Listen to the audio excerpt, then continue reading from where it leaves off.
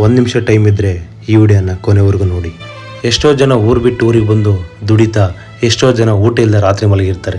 ಅಂಥವರಿಗೆ ನನ್ನ ಕೈಲಾದಷ್ಟು ಚಿಕ್ಕ ಸಹಾಯ ಮಾಡೋಕ್ಕೆ ಬಂದಿದ್ದೀನಿ ಅಷ್ಟೇ. ಹಾಗೆ ಎಷ್ಟೋ ಜನ ಕೇಳ್ತಿದ್ರಿ, ಅಣ್ಣ ಯಾಕಣ್ಣ ವೀಡಿಯೋಸ್ ಮಾಡ್ತಿಲ್ಲ ಹೆಲ್ಪ್ ಮಾಡೋದು ಅಂತೇಳಿ.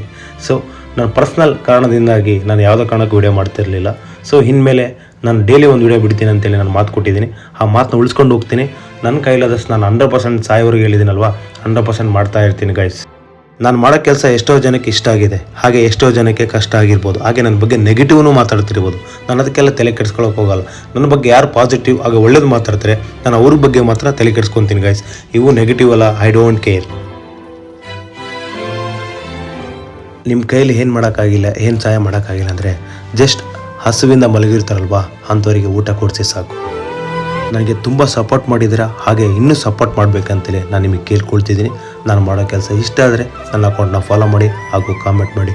ಈ ವಿಡಿಯೋನ ನಿಮ್ಮ ಕೈಲಾದಷ್ಟು ಎಷ್ಟು ಜನಕ್ಕಾಗುತ್ತೆ ಈ ವಿಡಿಯೋನ ಅವರಿಗೆ ಶೇರ್ ಮಾಡಿ. Thank you.